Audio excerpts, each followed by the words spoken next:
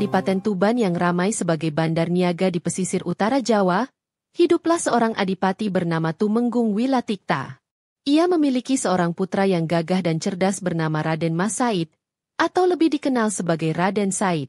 Sebagai putra adipati, Raden Said hidup dalam lingkungan istana yang serba berkecukupan, mengenyam pendidikan yang baik, dan dipersiapkan untuk meneruskan kepemimpinan ayahandanya kelak.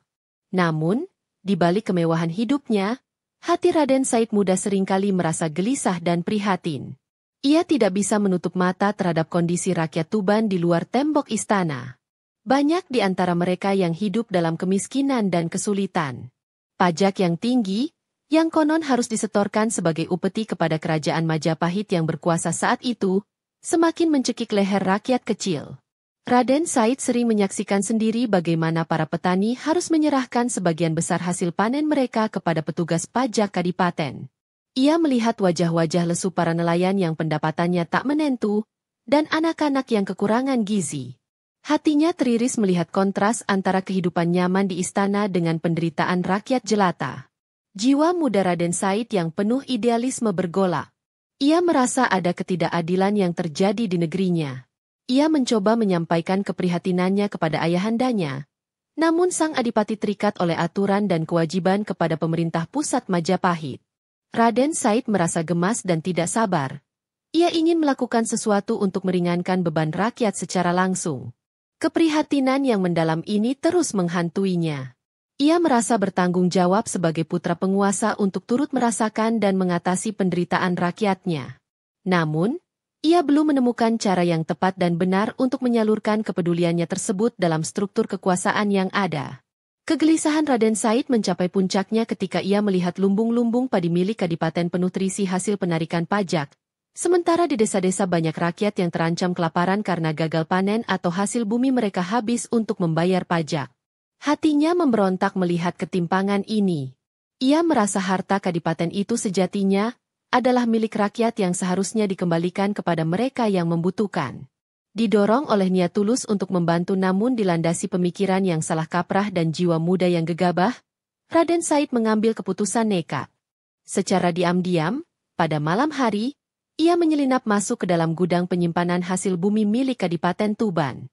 Dengan keterampilannya, ia berhasil mengambil sejumlah besar beras dan bahan makanan lainnya tanpa diketahui penjaga. Setelah berhasil membawa keluar hasil curiannya, Raden Said tidak menggunakannya untuk kepentingan pribadi. Ia segera membagi-bagikan bahan makanan tersebut kepada penduduk desa yang paling miskin dan membutuhkan. Ia melakukannya secara sembunyi-sembunyi, seringkali meletakkan karung beras di depan pintu rumah warga pada malam hari, sehingga mereka tidak tahu siapa pemberinya. Aksi ini dilakukannya berulang kali. Rakyat miskin yang menerima bantuan misterius itu merasa sangat bersyukur, seolah mendapat pertolongan dari langit. Namun, mereka tidak menyadari bahwa bantuan itu berasal dari tindakan yang melanggar hukum yang dilakukan oleh putra adipati mereka sendiri.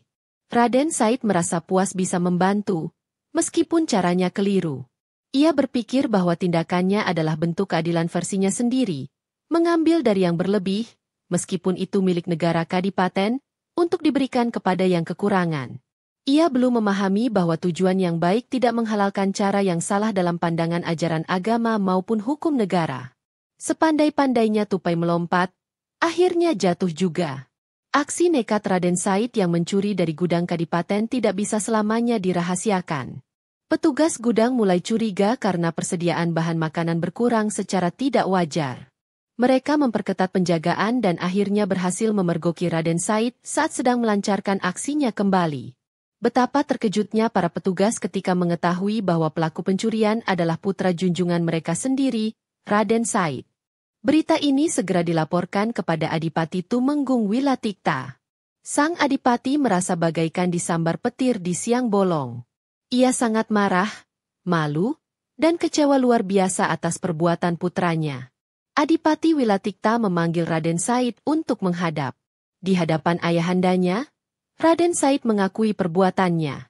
Ia menjelaskan alasannya melakukan hal itu adalah karena rasa iba kepada rakyat miskin dan ketidaksetujuannya pada sistem pajak yang memberatkan. Ia berharap ayahandanya bisa memahami niat baiknya. Namun, bagi Adipati Wilatikta, Hukum harus tetap ditegakkan tanpa pandang bulu. Mencuri adalah kejahatan. Siapapun pelakunya, termasuk putranya sendiri. Meskipun ia memahami keprihatinan Raden Said, cara yang ditempuh putranya itu salah besar dan mencoreng nama baik keluarga serta kadipaten. Ia merasa gagal mendidik putranya menjadi pribadi yang taat hukum. Dengan berat hati dan demi menegakkan wibawa hukum serta memberikan pelajaran keras, Adipati Wilatikta mengambil keputusan tegas. Raden Said diusir dari istana Kadipaten Tuban. Ia tidak lagi diakui sebagai bagian dari keluarga Adipati dan harus meninggalkan tanah kelahirannya. Keputusan ini sangat menyakitkan bagi keduanya. Namun sang Adipati merasa tidak punya pilihan lain. Diusir dari istana dan kehilangan status kebangsawanannya, Raden Said muda merasa terpukul, marah, dan kecewa. Ia merasa niat baiknya disalahpahami dan pengorbanannya sia-sia. Dengan hati yang terluka, ia meninggalkan Tuban dan berjalan tanpa tujuan yang jelas, hingga akhirnya masuk ke dalam hutan belantara yang lebat dan sunyi. Di tengah kesunyian hutan, jauh dari peradaban, jiwa Raden Said yang terluka semakin liar dan memberontak.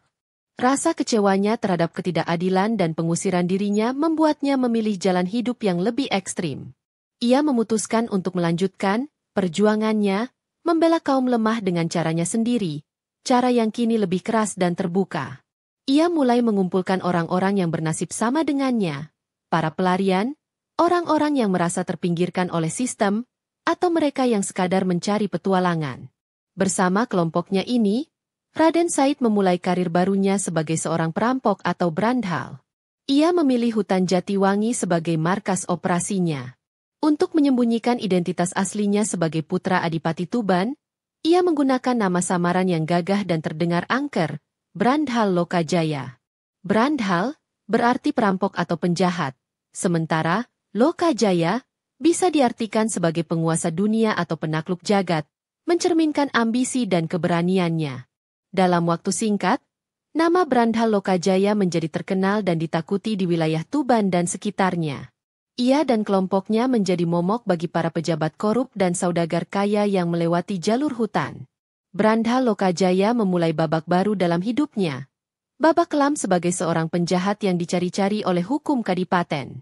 Kelompok Brandhal Lokajaya tidak merampok sembarang orang. Target utama mereka adalah para saudagar kaya raya yang dianggapnya serakah dan para pejabat kadipaten yang dikenal korup serta menindas rakyat kecil. Lokajaya merasa tindakannya ini adalah bentuk penegakan keadilan versinya sendiri, mengambil kembali harta yang dianggapnya sebagai hak rakyat yang dirampas oleh orang-orang kaya dan penguasa zalim.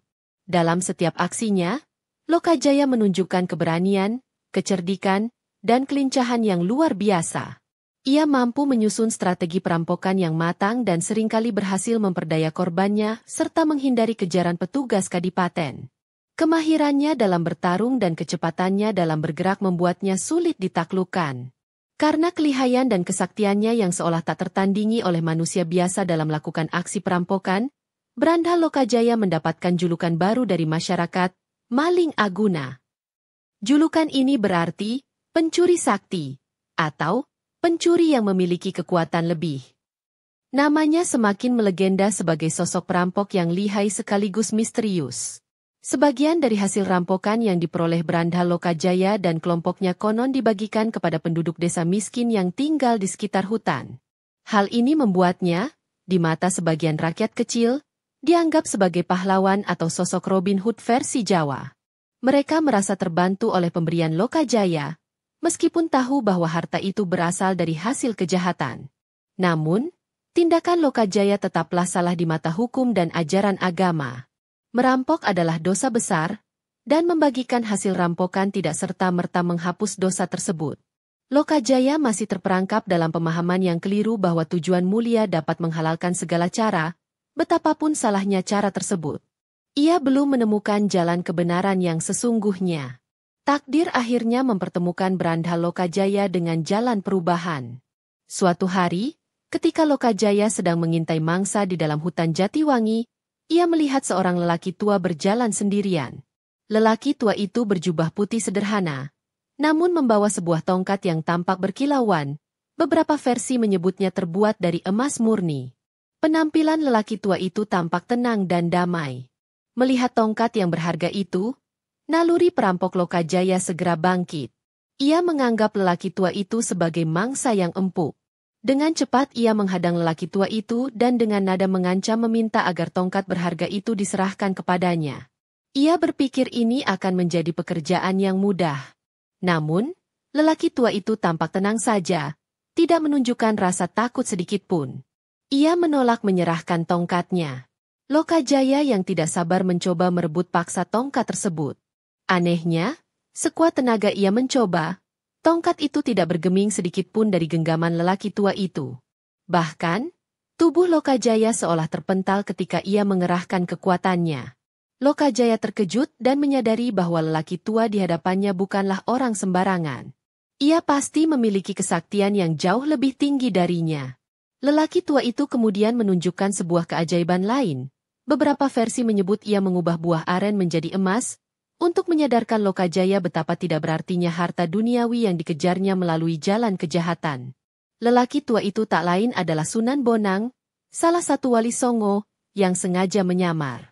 Merasa kalah telak dan menyadari kekerdilannya di hadapan orang tua sakti tersebut, kesombongan Brandha Lokajaya luntur seketika.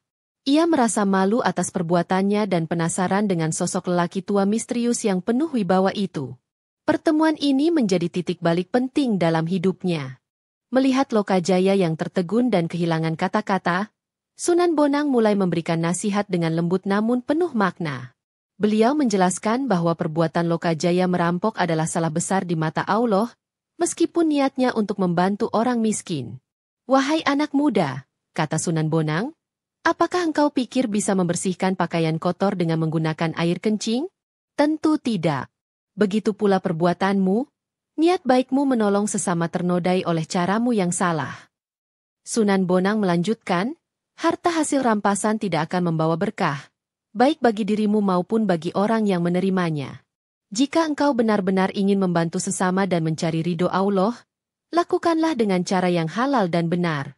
Bekerjalah, dan sedekahkan sebagian dari hasil jerih payahmu yang halal." Kata-kata bijak Sunan Bonang itu bagaikan air sejuk yang menyirami hati Lokajaya yang selama ini gersang oleh dendam dan kesesatan.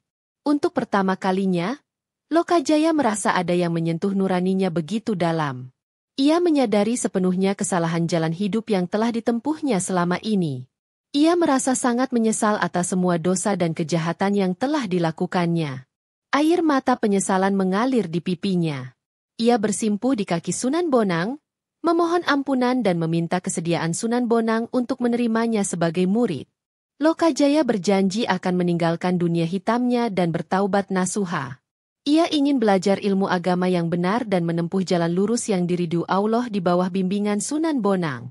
Melihat kesungguhan penyesalan dan niat baik Lokajaya, Sunan Bonang merasa iba dan bersedia memberinya kesempatan kedua untuk memperbaiki diri. Pertobatan Lokajaya di hadapan Sunan Bonang menjadi langkah awal transformasinya dari seorang berandhal yang ditakuti menjadi calon penyebar ajaran Islam yang dihormati. Ini adalah bukti bahwa pintu taubat selalu terbuka bagi siapa saja yang bersungguh-sungguh ingin kembali ke jalan yang benar. Sunan Bonang ingin menguji sejauh mana kesungguhan dan keteguhan hati Raden Said, Lokajaya, dalam bertaubat dan menuntut ilmu. Sebagai ujian pertama, Sunan Bonang membawa Raden Said ke tepi sebuah sungai. Di sana, Sunan Bonang menancapkan tongkatnya di tanah dekat tepi sungai tersebut. Ia kemudian memerintahkan Raden Said untuk menjaga tongkat itu dan tidak boleh beranjak sedikitpun dari tempat itu sebelum Sunan Bonang kembali. Raden Said menerima ujian tersebut dengan penuh kepatuhan dan keikhlasan. Ia duduk bersila di samping tongkat Sunan Bonang, memusatkan pikiran dan hatinya untuk berzikir dan bertafakur, menjaga amanah gurunya. Hari berganti hari, minggu berganti minggu, bulan berganti bulan, hingga tahun berganti tahun. Sunan Bonang tak kunjung kembali. Namun, Raden Said tetap teguh pada posisinya, menjaga tongkat itu dengan setia. Tubuhnya sampai ditumbuhi lumut dan rerumputan liar, menyatu dengan alam sekitar, namun imannya tak goyah sedikit pun. Setelah waktu yang sangat lama, konon mencapai 3 tahun, Sunan Bonang akhirnya kembali ke tepi sungai itu. Beliau mendapati Raden Said masih duduk bersila dalam keadaan bertapa, tubuhnya hampir tertutup oleh tanaman rambat, namun tetap terjaga dan setia pada tugasnya. Sunan Bonang sangat terkesan dengan keteguhan, kesabaran, dan kepasrahan muridnya itu. Raden Said telah lulus ujian dengan gemilang. Sejak saat itu, karena kesetiaannya menjaga tongkat di tepi sungai, kali, Sunan Bonang memberinya nama baru yang mulia, Sunan Kalijaga, yang berarti sang penjaga sungai. Kisah Brandha Lokajaya yang bertransformasi menjadi Sunan Kalijaga ini mengandung pelajaran moral yang sangat dalam. Ia mengajarkan bahwa niat baik harus selalu disertai dengan cara yang baik dan benar sesuai ajaran agama. Pintu taubat selalu terbuka bagi siapa saja yang bersungguh-sungguh menyesali kesalahannya dan bertekad memperbaiki diri. Kesabaran, ketekunan, dan kepasrahan dalam menjalani ujian hidup serta menuntut ilmu di jalan Allah akan membawa seseorang pada derajat yang mulia. Kisah ini juga menunjukkan bahwa dengan bimbingan guru yang tepat dan ridho Allah, seorang penjahat sekalipun dapat berubah menjadi seorang wali atau kekasih Allah. Demikianlah kisah ini diceritakan, segala kebenaran detailnya kita kembalikan kepada Allah, Tuhan yang Maha Kuasa.